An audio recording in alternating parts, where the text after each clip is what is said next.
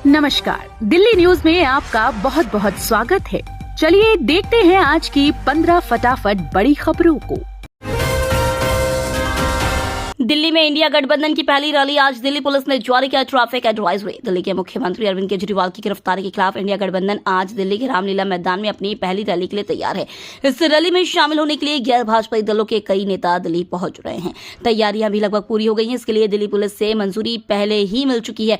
ये रैली आम आदमी पार्टी की तरफ से आयोजित की जा रही है, जिसमें Congress, Samajwadi party, JMM, TMC समेत कई दलों के नेता शामिल होंगे, जिसे लेकर दिल्ली पुलिस ने ट्रैफिक एडवाइजरी लोगों को जारी कर दिया है। अरविंद केजरीवाल को सीएम पद से बर्खास्त करने की मांग को लेकर दिल्ली एचसी में एक और याचिका दायर। अरविंद केजरीवाल को मुख्यमंत्री पद से हटाने की मांग को लेकर दिल्ली हाईकोर्ट में एक और याचिका दाखिल की गई है।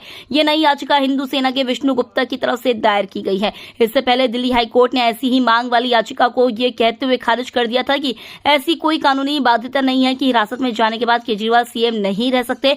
कोर्ट ने साथ ही टिप्पणी की थी कि अगर कोई संवैधानिक संकट भी है तो इस पर एलजी या राष्ट्रपति को फैसला लेना है। शराब घोटाले में केजरीवाल के बाद कैलाश गहलोत पर शिकंजा। ईडी ने दिल्ली के कथित आबकारी घोटाले में शनिवार को केजरीवाल सरकार के परिवहन मंत्री कैलाश गहलोत से पूछताछ की। ईडी के दूसरे समन पर दिल्ली सरकार के मंत्री सुबह 11:30 बजे ईडी दफ्तर पहुंचे, जहां पर उनसे करीब 5 घंटे तक पूछताछ की गई। पूछताछ के बाद ईडी दफ्तर से निकले कैलाश गहलोत ने संवाददाताओं से बातचीत में कहा कि ईडी अधिकारियों ने उनसे जो भी सवाल पूछे उन सभी का उन्होंने जवाब दे दिया। उन्होंने बताया कि ईडी अधिकारियों ने उनसे पॉलिसी से जुड़े सवाल पूछे। न्यूज क्लिक की बड़ी मुश्किलें। दिल्ली के पटियाला हाउस कोर्ट में स्पेशल सेल फाइल करेगी chargesheet. Private news portal news click की मुश्किलें एक बार फिर बढ़ने वाली है। दिल्ली पुलिस की स्पेशल सेल इसके खिलाफ पटियाला हाउस कोर्ट में चार्जशीट दायर करने वाली है। दिल्ली पुलिस ने सारी तैयारियां कर ली है। पुलिस ने चार्जशीट की कॉपी ट्रंक की मदद से कोर्ट पहुंचा दी है। बताया जा रहा है कि न्यूज क्लिक के खिलाफ यह चार्जशीट करीब 10,000 पन्नों की बताई जा रही है। बता दें कि न्यूज पोर्टल न्यूज क्लिक के एडिटर इन चीफ प्रवीर पुरकयस्थ के खिलाफ यूएपीए के तहत चार्जशीट दाखिल करेगी। ईडी ने दिल्ली जल बोर्ड मामले में 8,000 पेज की दस्तावेज दाखिल किया। दिल्ली जल बोर्ड के टेंडर से जुड़े मनी लॉन्ड्रिंग के मामले में ईडी ने राउत रेवेन्यू कोर्ट में चार्जशीट दाखिल की है। ईडी ने चार्जशीट में जगदीश अरोड़ा, अनिल अग्रवाल, जगदीश अरोड़ा के करीबी और चार्टर्ड अकाउंटेंट तजेंद्र सिंह समेत एनबीसीसी के पूर्व अधिकारी देवेंद्र कुमार मित्तल और एक कंपनी एनकेजी को आरोपी बनाया। ईडी दिल्ली जल बोर्ड मामले में 8,000 पेज की दस्तावेज दाखिल कर दी है। बीजेपी ने घोषणा पत्र समिति का किया गठन। राजनाथ सिंह होंगे अध्यक्ष। लोकसभा चुनाव की तैयारियां तेज हो गई हैं। इसी बीच भारतीय जनता पार्टी ने चुनाव घोषणा पत्र समिति का गठन किया है। इस समिति में कुल 27 लोग होंगे। रक्षा मंत्री राजनाथ सिंह को इस समिति का अध्यक्ष बनाया गया है। वहीं निर्मला सीतारमण को समिति का संयोजक, जबकि पीयूष गोयल का इस समिति का सह संयोजक बनाया गया है। इनके अलावा इस समिति में 24 लोग सदस्य के रूप में शामिल रहेंगे। भारत रत्न से सम्मानित हुई 4 हस्तियां आडवाणी को घर जाकर अवार्ड सौंपेंगी। राष्ट्रपति मुर्मू। भारत की राष्ट्रपति द्रौपदी मुर्मू ने शनिवार को राष्ट्रपति भवन में आयोजित एक समारोह में पूर्व प्रधानमंत्री पीवी नरसिम्हा राव, पूर्व पीएम चौधरी चरण सिंह, कृषि वैज्ञानिक एमएस स्वामीनाथन और बिहार के 2 बार मुख्यमंत्री रहे कर्पूरी ठाकुर को देश का सर्वोच्च नागरिक सम्मान भारत रत्न मरणोपरांत प्रदान किया। सूत्रों ने बताया कि राष्ट्रपति मुर्मू भाजपा के वरिष्ठ नेता लालकृष्ण आडवाणी के आवास पर जाएंगी।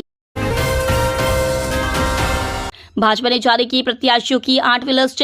सनी देओल का कटा टिकट। लोकसभा चुनाव से पहले सभी दल अपनी अपनी तैयारी में जुटे हुए हैं। इसी बीच भारतीय जनता पार्टी ने अपने प्रत्याशियों की 8वीं लिस्ट जारी कर दी है। इस लिस्ट में कुल 11 प्रत्याशियों के नाम शामिल है। इसमें उड़ीसा, पंजाब और पश्चिम बंगाल के प्रत्याशियों के नाम है। वहीं पंजाब की गुरदासपुर सीट से सनी देओल का टिकट कट गया है। सनी देओल की जगह भाजपा ने दिनेश सिंह बब्बू को उम्मीदवार घोषित किया है। इसके अलावा अमेरिका में भारत के पूर्व राजदूत तरनजीत सिंह संधू को भी भाजपा ने प्रत्याशी बनाया है। नौकरी के नाम पर ठगी करने वाले गिरोह के 4 आरोपियों को पुलिस ने किया गिरफ्तार। दिल्ली पुलिस की आर्थिक अपराध शाखा ने 3 महिलाएं समेत 4 लोगों को गिरफ्तार किया है। इन पर आरोप है कि ये लोगों से नौकरी के नाम पर मोटी रकम ठगते थे। पुलिस के अनुसार ये गिरोह रोज 500 लोगों को कॉल करता था और उन्हें नौकरी का दिलासा देता था। नौकरी के नाम पर लोग इनके ऑफिस आ जाते थे, जहां ये गिरोह इनसे पैसे ऐंठता था और फिर ऑफिस और मोबाइल बंद करके ठिकाना बदल लेता था। अब तक इस गिरोह ने 80,000 लोगों को कॉल किया है। मनोज तिवारी ने कहा कि पार्टी ने लगातार तीसरी बार उन पर भरोसा जताकर उनकी जिम्मेदारी भी बढ़ा दी है। लोकसभा चुनाव के लिए दिल्ली में इस बार बीजेपी ने 6 सांसदों के टिकट काट दिए और नॉर्थ ईस्ट दिल्ली से सिर्फ मनोज तिवारी को लगातार तीसरी बार पार्टी ने टिकट दिया है। चुनाव की तैयारियों और आगे की प्लानिंग पर विस्तृत बातचीत के लिए मनोज तिवारी एक टीवी संवाद में पहुंचे।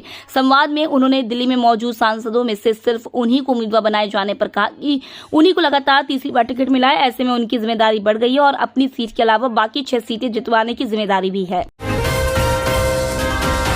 कैलाश गहलोत को ईडी के समन पर भड़की आपने कहा कल को हमारी भी हो सकती है गिरफ्तारी। दिल्ली शराब घोटाला मामले में प्रवर्तन निदेशालय ने अपनी कार्रवाई को तेज कर दिया है। दिल्ली मंत्री कैलाश गहलोत को समन जारी होने पर आम आदमी पार्टी के नेता आतिशी और सौरभ भारद्वाज ने प्रेस कॉन्फ्रेंस की। उन्होंने ईडी की कार्रवाई पर सवाल उठाए और कहा कि सबसे पहले एजेंसियों को भाजपा से पूछताछ करनी चाहिए। प्रेस वार्ता में कहा कि सिर्फ 4 बयानों पर मुख्यमंत्री केजरीवाल की गिरफ्तारी हुई है। उन्होंने आगे कहा कि अगर ईडी ऐसी ही कार्रवाई करती रही तो कल हमें भी जेल में डाल सकती है। बिग बॉस OTT 2 के विजेता एल्विश यादव पर एक और FIR दर्ज। गाने की शूटिंग में दुर्लभ प्रजाति के सांपों का इस्तेमाल करने के मामले में अदालत के आदेश पर शनिवार को बादशाहपुर थाना पुलिस ने बिग बॉस OTT 2 के विजेता एवं यूट्यूबर एल्विश यादव पर हरियाणवी सिंगर राहुल यादव फाजिलपुरिया के खिलाफ FIR दर्ज कर ली है। 2 दिन पहले गुरुग्राम में chief judicial magistrate Manoj Rana की कोर्ट ने एक याचिका पर संज्ञान लेते हुए राहुल यादव, फाजिलपुरिया व एल्विश यादव के खिलाफ केस दर्ज करने के आदेश दिए थे। दिल्ली में बैंक्वेट हॉल में तमंचे पर चल रहा था डांस, 100 से ज्यादा को पकड़ा। राजधानी दिल्ली के अशोक विहार इलाके में एक बैंक्वेट हॉल में गैंगस्टर बवानिया की करीबी गुर्गे ने जन्मदिन की पार्टी रखी थी। कुछ वांटेड और कुख्यात बदमाश पिस्टल के साथ पार्टी में शामिल होने के लिए पहुंचे। पार्टी में डीजे पर हथियार लहराते हुए डांस भी हुआ। इसकी सूचना मिलने पर 3 से 4 थानों की पुलिस को तैनात किया। कुछ पुलिस वालों को पार्टी में शामिल होने के लिए भेजा गया, जिन्होंने इसकी वीडियो भी अपने मोबाइल फोन से बनाई थी। पुलिस ने बैंक्वेट हॉल में छापेमारी की और सभी को हिरासत में ले लिया है। अरविंद केजरीवाल की पत्नी सुनीता से मिली कल्पना सोरेन। दिल्ली के सीएम अरविंद केजरीवाल की गिरफ्तारी के बाद देश की सियासत गर्म है। इंडिया गठबंधन के लोग ईडी की इस कार्रवाई पर भाजपा पर निशाना साध रहे हैं। इस बीच झारखंड के पूर्व सीएम हेमंत सोरेन की पत्नी कल्पना सोरेन ने अरविंद केजरीवाल की पत्नी सुनीता केजरीवाल से दिल्ली में मुलाकात की गई है। उड़ीसा कांग्रेस ने इच्छुक प्रत्याशियों से 50-50 हजार रुपए सहयोग राशि देने को कहा। कांग्रेस की उड़ीसा इकाई ने राज्य में लोकसभा और विधानसभा चुनाव में पार्टी के टिकट के आकांक्षी लोगों से प्रचार सामग्री की आपूर्ति के लिए 50-50 हजार रुपए जमा करने को कहा है। उड़ीसा प्रदेश कांग्रेस कमेटी के अध्यक्ष शरद पटनायक ने इस संबंध में संभावित उम्मीदवारों को पत्र लिखा है। उन्होंने कहा चेक OPCC के पक्ष में भेजा जाएगा, न कि किसी व्यक्तिगत नेता के नाम पर। पटनायक ने इस बारे में जानकारी नहीं दी कि कितने उम्मीदवारों के नाम को अंतिम रूप दिया गया है। तो ये थी आज की बड़ी खबरें।